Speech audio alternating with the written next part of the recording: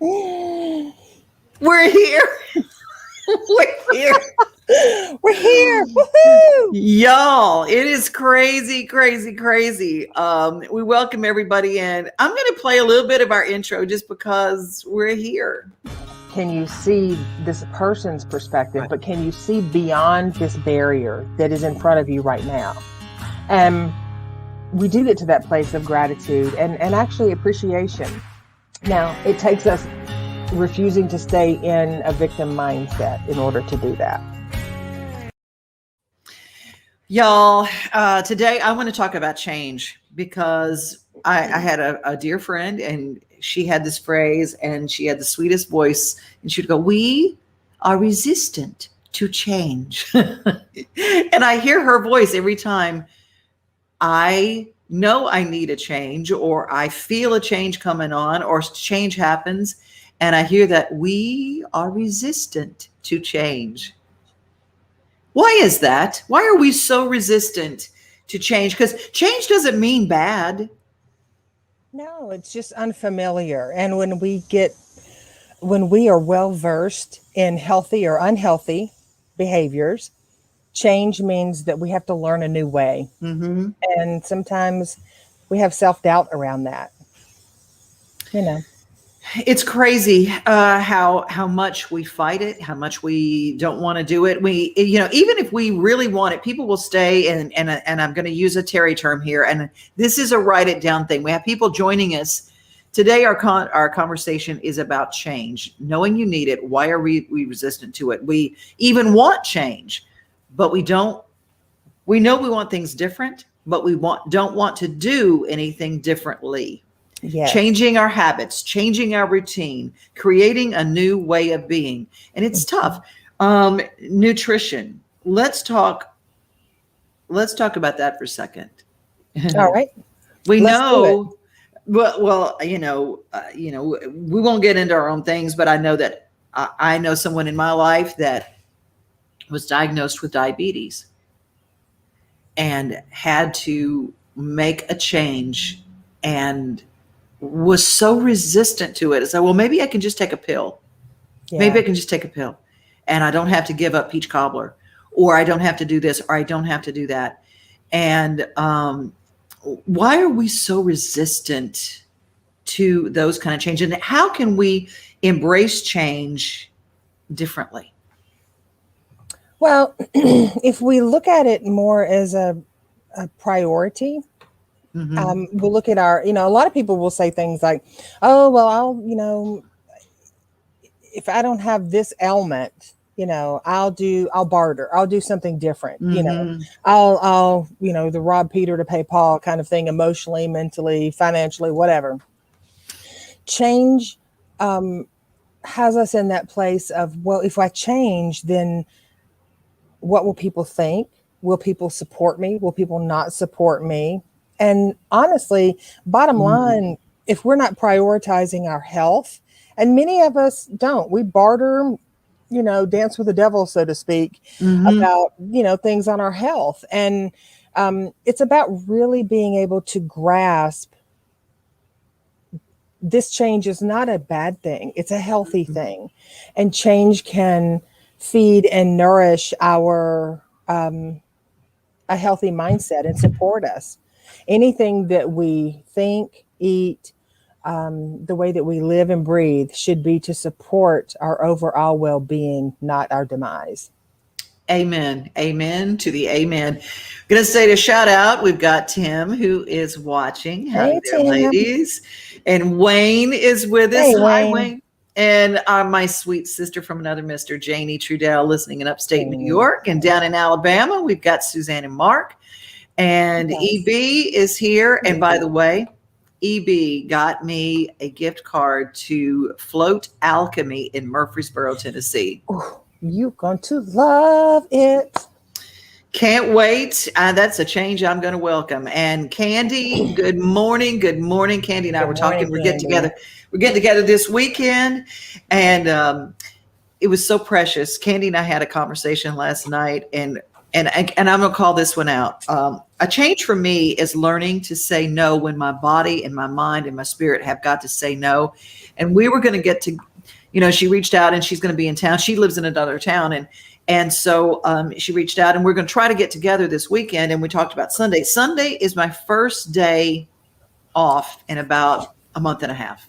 I've been working straight through where I had to be somewhere, had to go somewhere, had to do something.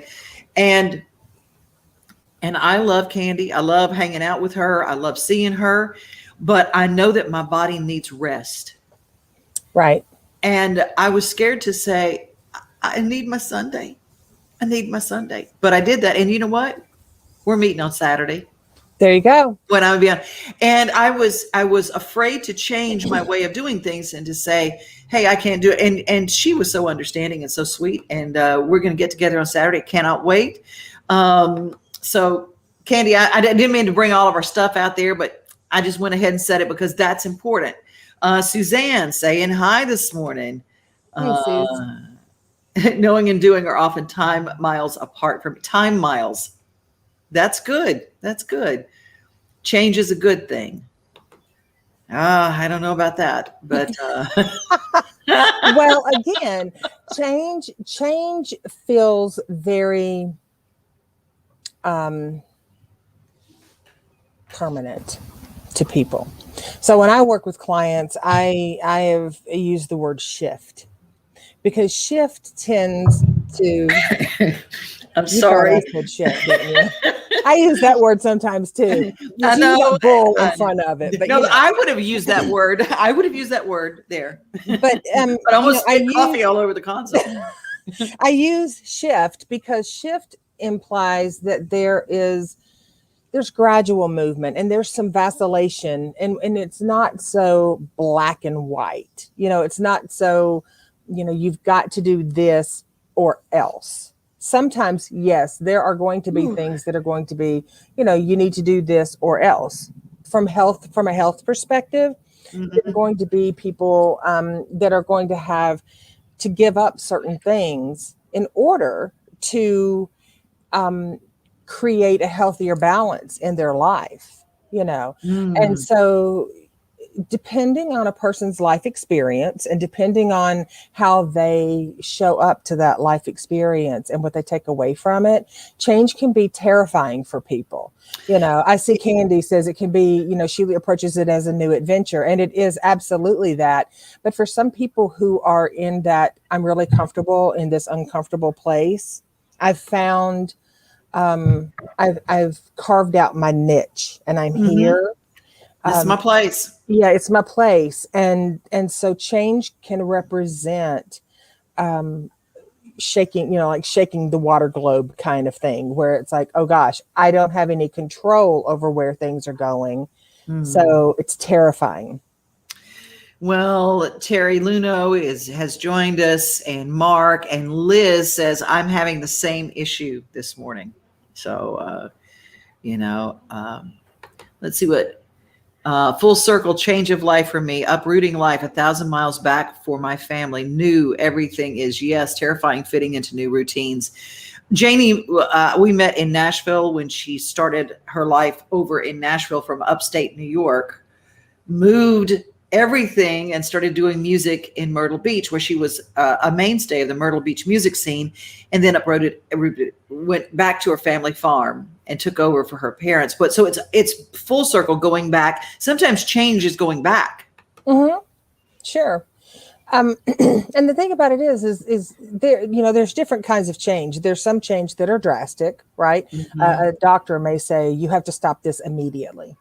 And there's other change that you can work your way into, and you can become familiar. You can have those experiences and let your brain seize that, you know what, this isn't as scary as I thought it might be. This isn't as scary as my fear was telling me that it was, or my anxiety was telling me that it was. And so we're not as, we don't anticipate doomsday ahead, so we can start moving into that, and also having grace with ourselves on anything. If you're changing into something, you're changing into a new routine, a new behavior, a new environment, you're uprooting and moving away and going somewhere, having grace with yourself that there are going to be days that you're going to feel like you can take on the world, and other days you are going to feel like you are completely lost. And that is okay. It's just temporary. Janie says, I'm in tears, so overwhelmed. And that overwhelmed feeling is very common to us. Mm-hmm. And there's a different, and she also added this. Thank you, Janie, for sharing and putting this out there, because I think you're saying a lot of things that people are experiencing. I'm happy, but I'm emotionally all over. Like, I call it the days when I'm like a BB in a barrel. Ding, ding, ding, ding, and there's a lot. Let's see. Joyce is with us. I have the worst problem with change, such a creature of habit. That's the thing. We become so entrenched in our habits that we think we can't change. Garrett, thank you. I love you, Garrett, and I thank you so much. Candy, sometimes people feel stuck, but they still don't want change, even if they feel like it's what they want and need, because they're afraid. Absolutely. Absolutely. And another reason is because sometimes it's, we'll say we want change or we need change. And bottom line, it's just not a priority. It's not a priority. Because when it does become a priority, then we begin shifting. I need coffee for that one. There you go. Take you a sip, sister.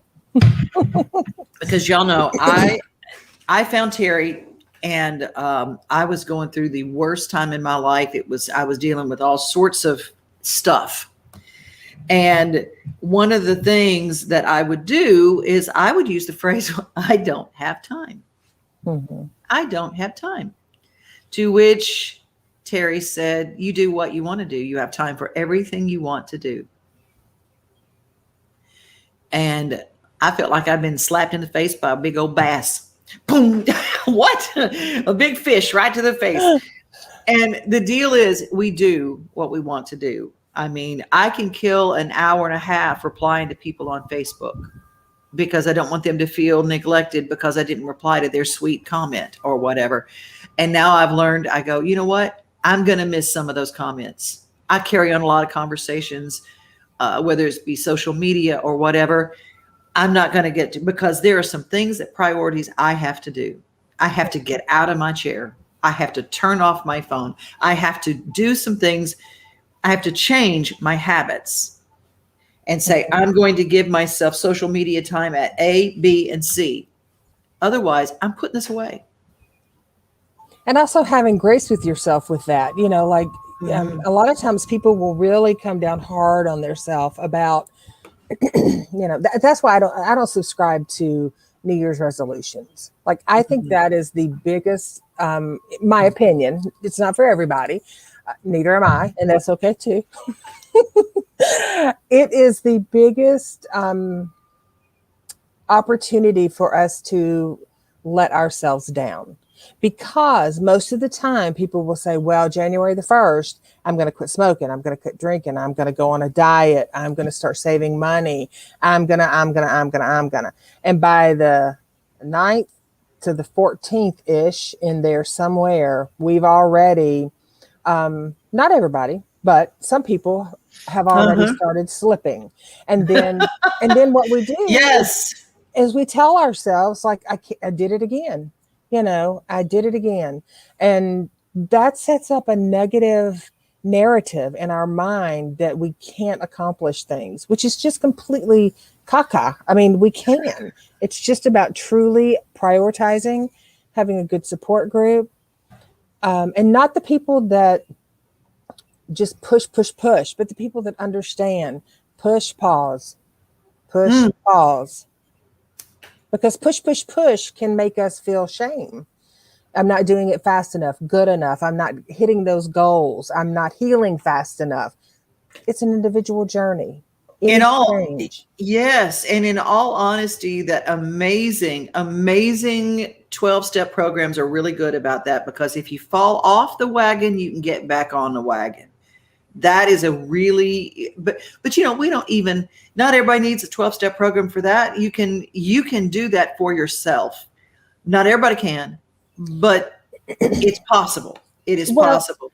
and looking at if it's something on, say it's a habit, or a behavior that you're wanting to shift, looking at what are the roadblocks or the hiccups that you see that could potentially be there. And then having a blueprint, we've talked about this before, the stop, drop, and roll, having a blueprint for how you're going to navigate that when and if, bigger word, if it services. Because a lot of times we tell ourselves, well, I know this is going to happen. Right. And it doesn't. But man, look at all the time and the energy that we spend knowing something's going to happen that never happens. Just the worry that we bring to the situation. Pre-worry. And it's exhausted. I have a song that I wrote, don't waste a good worry. It's like, I think about the time that I've spent just in a worry zone in my head, and not good. I had someone I worked with very closely, kind of powerful person. And if I get too much in the story, everybody will probably know who it is. But they walked in one day and they were just mad because I don't know why they're mad. They're just mad. And they kind of took out life madness on me. And they said, you're so good and you're always preaching about reinventing yourself. Well, why don't you just go reinvent yourself? It was mean and it was ugly and it was, and I thought, okay. So I did? What you did? I reinvented myself. There you go. I wrote a new chapter. I had always wanted to write a book. So I started on page 1 and I wrote the book. Whether I didn't have a publisher, I wrote the book because I wanted to write the book. I wanted to finish the book, wanted to do that. I ended up getting a publisher and that kind of started, and I've written 7 books now. But I wrote a new chapter, and there is nobody who's listening right now or viewing this that you don't have some little dream that's hidden away, and your change and your scary place. You're at that place in the movie where Indiana Jones is looking down in a canyon, and and the Holy Grail is right on the other side. And there's just like, whoa, we got to stop. And then he picks up some sand and he throws it out and the road appears. It's because he was willing to take that first step into nothingness. And that's where we are when it comes to change. Yeah. Well, change is like, that's a perfect analogy of if you are on 2 different sides and then there's a valley in the center. Change is about, there's some odds that you might succeed and you might fail if you take off running off one side and just try to jump to the other, depending on how big that valley is. But if you blueprint out and you create a pathway for yourself, then in doing that, you've created a pass out of an impasse. You've created a bridge that will get you there. And in each one of those steps and each one of those self-talks that we give ourselves about this shift or this change that's happening, we can create less fear, space for less fear and less chaos, and more peace of mind and more clarity.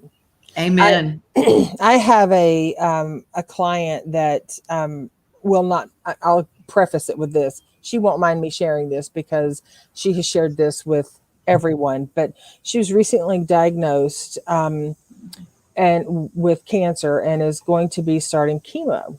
And so her mindset was, I'm terrified of this chemo. I'm terrified of it, terrified of the whole process. I'm afraid.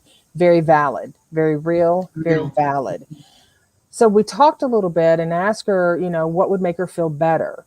And in that was, what came out of that was allowing this treatment to work in her favor rather than be, something that's fighting against her inside her. And so I got a text from her the other day and she said, I am in such good spirits. I never thought that I would be feeling this way at this juncture, but I am. And I said, that's perfect. And she goes, what if I'm not here tomorrow? I said, then you'll get there at some point. That expectation that we need to be there. on Mm-hmm. point all the time. It's not bad days that we have, it's bad moments.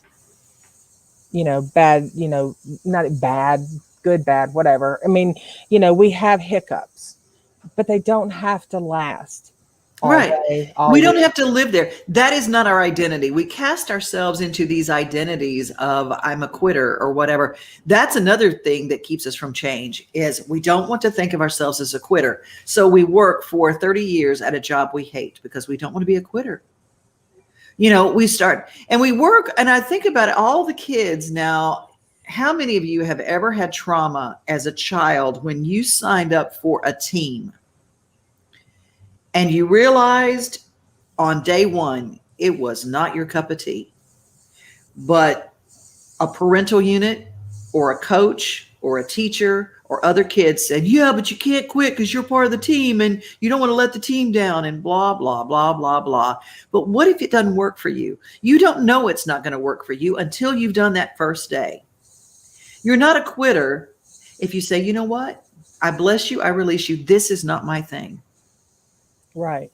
I was 5'10" in high school. Everybody said, you've got to play basketball. I signed up for the thing and I went, I hate playing basketball. Every woman in my family has played basketball. I even had 2 professional players, women in my family. They were all tall. They were all athletes. They all played basketball. And I said, I don't want to do that. And when I quit the team, quitter, but I wasn't. I was smart enough to know this was not me. And I became a debater and I learned how to argue really, really well. That was my cup of tea. Yeah. So, and so everybody, I want you to know that when you have that, when you're little, let's go back. This is Teri's whole concept. When you're little has been told and labeled something like quitter, you will hold on to something and refuse to change because you don't want to admit that it's not you. Or you will have a New Year's resolution and perhaps change your mind that it's not a priority. And instead of going, you know what, it's not a priority, you will tongue lash yourself and shame yourself for being a quitter. Amen. And, that is just wasted life. That's all that is. Truth. And Elizabeth says, I know what I need to change. I want to change, but actually doing it, I just don't. Something blocking me, and I'm not sure why. Okay.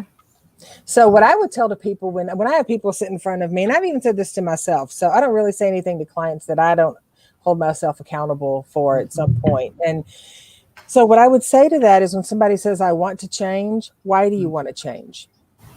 Look at that. And then when they say, but I just can't.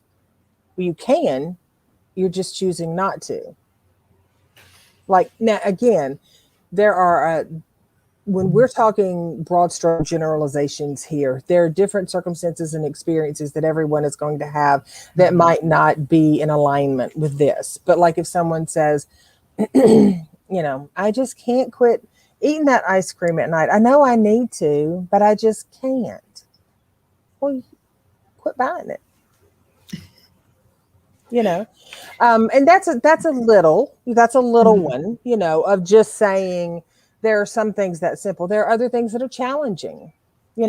Self-talk, negative talk is incredibly challenging. It's not impossible to shift, but it is challenging because we have identified as a person that does XYZ, And when we identify as a person that does XYZ, then when we start changing, now we're giving we're giving up that identity. And sometimes depending on our age, we don't know where we'll be or what we'll be doing. I think that's the most exciting part, but I get it. It's not for everybody. They can be terrified of those things. I've been terrified of things in my life, Oh, I just realized there are a lot of things I haven't done in my life because of terror, because of fear, because of, I was called making a simple phone call. I call it the 300-pound phone. It's, when you got to do something or you got to make a phone call to precipitate change, It weighs so much. You can't Mhm. lift it. That is what I'm talking about. Sometimes making that first step. And then once you do it, you go, well, why was I even waiting? That wasn't even that bad. But Miranda says, and the subconscious keeps us in alignment with what we know. So we have to grab the bull by the horns. That's, we do have some issues with our subconscious, but that negative conversation, that scary conversation, that warning conversation. Sure. And it's like we talked about last week with Steve. There is something for everyone out there. Sometimes gentleness, depending on what life experiences have been, is going to be the way to go. Other times it is going to be grabbing the bull by the horns. Mm-hmm. But there are so many different modalities out there for people. The one thing that I can say is that when you're telling yourself that you want change, before you start shaming yourself about not changing, ask yourself, why do you want it? Like, what is it that you're wanting to change, and for who? Is it something you really want to do for you, or is it something you're doing for someone else to make them happy, or to, fulfill whatever a need that they may have for you? Oh, yes. Tim weighing in. Amen. Amen. Oh, and Teri, yes, indeed. Candy, now here's something important. I learned that the hard way. I had my son play basketball, and when he wanted to quit, I told him not to. I wish I had let him quit. Okay. Now, first of all, Candy, I'm going to jump right in there and go, what you did was try to be a good mother, and you were trying to encourage him. And you can't go back and say, oh my goodness, I wish I had done this, because you can't get that back. But he learned something from that. And honestly, he could have quit if he had wanted to. I don't care who the kid is, but the kid can't always quit. No matter what mom and daddy says, that kid can quit and sit on the sidelines and not participate. If he participated at all, something in him wanted to. So, Well, and with kids, it's a lot different than it is with adults, because again, we can encourage our children to continue doing something, and then there are some parents, and if you're one of these parents, then you know who you are. But if there's some parents that are like, you're not quitting, you're not a quitter, you're going to do this, you're going to do this, I don't care, you're going to do this, and that's not about the child, that's about the parent.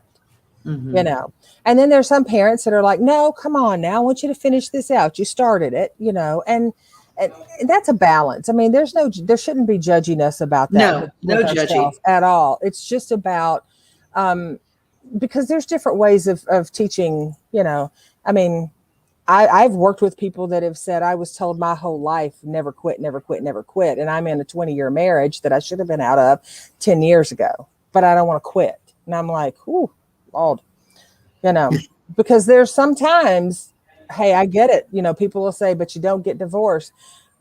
But there are some times when you are in a situation where your mental, emotional, spiritual self is being worn down or dismantled with disgrace, that yes, indeed, you need to quit, because it's not quitting, it's releasing. It's You're releasing. releasing something that's toxic and creating space for something that is more healthy. And I'm going to give you a statement that has changed my life. And Teri taught it to me. I bless you. I release you. I bless you. I release you. When those toxic things come into our life and we don't want to quit, we don't want to give up. Oh my gosh, what if I pull out and something bad happens to them? That's codependency 101. Look, I bless you. I release you. Not being in a toxic situation. My grandfather was a Baptist preacher. He was as straight laced and as by the book as you could be. And I remember talking to him, and I said, Papa, what do you think about divorce? And he said, I don't believe in it. I said, well, what if you're married to somebody and they hit you and they hurt you? And he said, was God in the decision to get married? Or was it your decision to get married? Were you equally yoked from day one? Did God marry you, or did you make that decision? And I thought, what do you mean? He said, because if you didn't bring God and God didn't make that decision for you, it wasn't ordained by God. If you were in a situation and you just said, I'm going to do this anyway, if you knew ahead of time and you had red flags and you went ahead, he said, that's a different thing. And I went, here was my straight-laced pawpaw who didn't believe in divorce saying, but if someone is doing something, maybe that's not ordained. And violence and hurt, that is not ordained. And there's no fault when you want to leave a toxic situation. I bless you, I release you. And you might just be surprised that when you're in a relation with somebody that just keeps going, I just wish you'd leave. I wish you'd get out of my life. I wish you'd leave. And then you say, boom, I bless you and I release you. They're real quick to be going, but hang on, wait a minute now. I didn't really mean that. Well, I did. See ya, But yes, that's, and that's back to that change stuff. Change is whether it is, for elderly, our aging population, giving up your license, giving the keys over to the car, maybe living in a senior, living facility. Those are all changes that challenge us at our core because they are, because we drive, because we're independent, because we are who we are, but we are always evolving. And anytime we stop evolving, we become stagnant. Now, I'm not saying, if you're, not into concerts that you need to hurl yourself into Bonnaroo. I'm not saying that at all. I'm not saying that at all. I'm just saying, trusting that when you get those little nudges, I'll call them nudges. And when you get those little nudges, that's just another way of your higher power, your life calling you to do something that might be it might feel a little scary to you, but you can't possibly see the benefits of it or what could come from it when we are wearing the lens that only lets us see the hue of fear or the hue of anxiety. We cannot see past that. And it's not a fault of ours, nor is it a flaw. It's just that's just where we are. So Amen. You hook up with a friend, a professional, a church member, a family member, whomever, someone that can support you in that. And when you say, I need to just hit the brakes for just a second, they will allow you to do that and support you while you idle and then continue on. Now, that's important. It's huge. I love what Alicia says. I had to quit buying wrinkled creams, quit trying to attain a youthful look, start working on being a cool old lady. I love the change in our bodies. It's like, let's just go with it. It's okay. It's okay if you want to change and plastic surgery, honey. If that's your bag, you go for it. But I'm going to embrace things that come along. Today, I'm going to embrace, but we can change our change. Absolutely. And I love Damien says, amen. Preach, Devon. I love my Damien Horn. And it's true. When we have situations that are not ordained by God, it's like, oh my goodness. And when we have our times in our life, oh, come on now, Teri, preach, honey. Wow. God bless you. And now I can release you. That's right. Oh, the beautiful thing about the shifting or the changing in our lives is that when we're moving away from something, we're moving to something else. Elizabeth, I did just what your grandfather talked about. I knew I shouldn't get married while I was walking down the aisle, but I did. I had a friend and her dad said, are you sure you want to do this? And she said, no. And he goes, it's done. We're not going down the aisle. Her dad stepped in and walked in and said, there will be no wedding today. When I got married the first time, that it leads to that I've been married more than once. But when I got married the first time, my dad asked me right before my little wedding coordinator person, well, she wasn't little, she was my wedding coordinator, fixed my dress. And my dad said, are you sure you want to do this? And I looked at him with all seriousness and said, if it doesn't work out, I'll get divorced. They swung the doors open. I kid you not. Swung the doors open and the pianist or organist started playing the wedding march. Now, I had no business. There was not just red flags, girl. I was swimming in, I mean, it was like my red flags were like a used car lot red flags. They were everywhere. And I chose to ignore them. I chose, you know why? And I've said this to family, I've said this to friends. I went through with that getting married because I did not want to disappoint my family members that had worked so hard and were so excited about the bird seed in the netting and the flowers and the dresses, and everyone around me was so excited. I chose to go through with that, knowing that I didn't want to. Like EB says, that already paid for the wedding. Yeah. I mean, you know what? You can have one heck of a party. And Janie says, I did that. Tee. A lot of us do that. You guys, you have been amazing today. We're going to bring things to done already.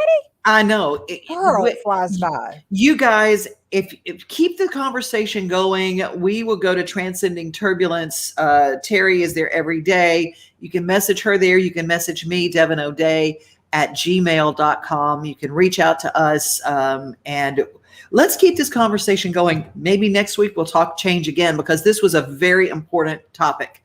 Yes. And if there's anyone out there that is facing an impending change, and you know that it's coming, you know, that anticipatory thing, and you want maybe some guidance on how to navigate that, throw that out there in one of the comments to us or something and let us know, and we will absolutely unpack that. Oh, thank you, Janie. Thank you, Janie. And Liz, amen. I felt the nudge so strong. I fought so hard, have more peace than I've had in years. Still many uncertainties, but God provided in ways I could not have imagined. Beautiful way. Oh my goodness. Well, and there's the beauty in that, right? Had I not married that guy, I wouldn't have some of the great life experiences that I have now. And that happens for all of us. So in all of that muck, we dig around enough, walk through it enough, and you know what? You come out on the other side a little lighter, a little more emotionally and mentally freer.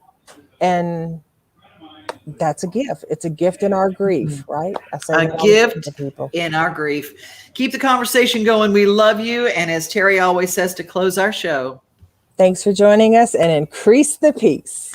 And I'm going to play y'all something just because I fixed it, just to talk about change. And that's going to be our outro. Bye, everybody. Bye, guys. Everything on the surface of life changes. Everything you can perceive and sense changes in some way at some point. This may sound dismal, but it is not. Change is not something to be afraid of. It is something that provides excitement, progression, and a sense of life. What's ironic about change is how much we appear to hate and resist it, despite how inevitably rooted and essential it is to life. We are all afraid of the uncertainty that comes with change. We are all afraid of leaving this moment and stepping into the next. Even if this moment is not so great, it is often still better than the idea of what can change in the next. We would rather things be not so great than go through the risk and process of change. But regardless of our fear and resistance to change, it is inevitable. We must overcome our fear of it and embrace it in our lives so that we can experience its opportunity, progression, and excitement. Like overcoming any type of fear, one must face change and understand it in order to come to terms with it. What's interesting about change is how we only really care to notice it when it is sudden, unforeseen, and dramatic. Rather, when it is gradual, we barely notice or care about it. We assimilate it into life and enjoy the sense of forward motion that it brings to us. But what we must understand is that sometimes change occurs underneath the surface, and we don't see the gradual progression. When I was younger, I was excited by change. I looked forward to it. I was happy when it happened. As I'm growing older, I try to avoid it as much as possible and not able to cope when it happens. It all depends who is initiating the change. Human beings absolutely follow through on who they believe they are. If you said to me, well, I'm really going to work hard to stop smoking, but I've been a smoker my whole life and I am a smoker. I know your days are numbered. You're going to be back smoking cigarettes again, because we all act consistent with who we believe we are. I tell people the strongest force in the whole human personality is this need to stay consistent with how we define ourselves. If you define yourself as somebody who is really conservative, you're not going to be crazy and act nuts unless you're really drunk or something, and then you can say it's the alcohol, when it's really just you finally getting permission to be yourself. The alcohol is your excuse. If you're a really crazy person, you act crazy, outrageous, playful. You don't act conservative because that's not who you are. Very often people say, well, I can't do that. I'm not that kind of person. And I always say to people, really, when did you define yourself? I mean, really, how many years ago did you come up with what you could and couldn't do in your life? How many years ago? Most people, if they really look at how they're living their life today, it's based on a set of standards, a set of beliefs that they made choices about 10, 20, 30 or more years ago. I mean, very often we made decisions in our youth or very young about what to believe, about what we were capable of, about who we are as a person, and that becomes the glass ceiling, if you will, that controls us. There's a corny metaphor, but it's true. I remember one time I was with my family at the circus, and there was a person there and they had this big giant elephant, and you look at this elephant and they take this little rope, put it around the elephant's neck, and they drive this stake into the ground. And I mean, you look at this and you know that elephant could rip down the entire tent with almost no effort, and yet the elephant doesn't struggle, doesn't try. Why? Because the elephant's conditioned. And they take that elephant and condition the elephant when it's a baby elephant. That's how they train him.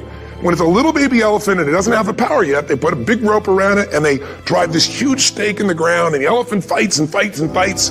And one day, finally, that elephant decides, I'm not capable of pulling this out. And once that becomes the definition of an identity of anyone, an elephant in this case, they don't even try anymore. It's just who I am, that's how it is. Although there are cases where this may be true, it is important that we do not jump to such conclusions as a result of our fear of change. We must understand that change is always happening, and just because it appears sudden to us does not make it negative.